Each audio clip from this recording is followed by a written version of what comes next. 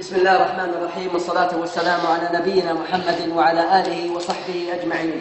الحمد لله الذي مكننا طريق الجهاد ويسر لنا طريقا فيه عز وفيه نصر، اللهم لك الحمد. والله أننا نعيش بأفضل نعمة، وأننا نعيش بسعادة لا يعلمها إلا الله سبحانه وتعالى. والله من بعد ما تركنا ديارنا وتركنا أهلنا وتركنا كل الدنيا وما كنا نأمل به من مستقبل، والله ثم والله رزقنا الله سبحانه وتعالى بشيء عظيم، جهاد في سبيل الله ومغنم وغنايم وأسلحة، والله ثم والله أنها كانت نعمة لنا، اللهم لك الحمد. انظر، والله هذا المكتب كان فيه حضر فيه بشار وأعوانه، والله العظيم ما شيء على الله سبحانه وتعالى صعب.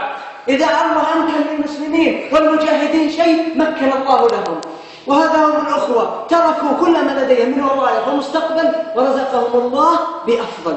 اللهم لك الحمد على ما نحن فيه، اللهم لك الحمد. هذه الحياة التي نعيشها سعادة، والله ناصح لكم انفروا في سبيل الله، نصر أو شهادة، إحدى الثنتين، نصر أم شهادة. اللهم لك الحمد حتى ترضى، ولك الحمد إذا رضيت، ولك الحمد بعد الرضا. وصلى الله وسلم على نبينا محمد.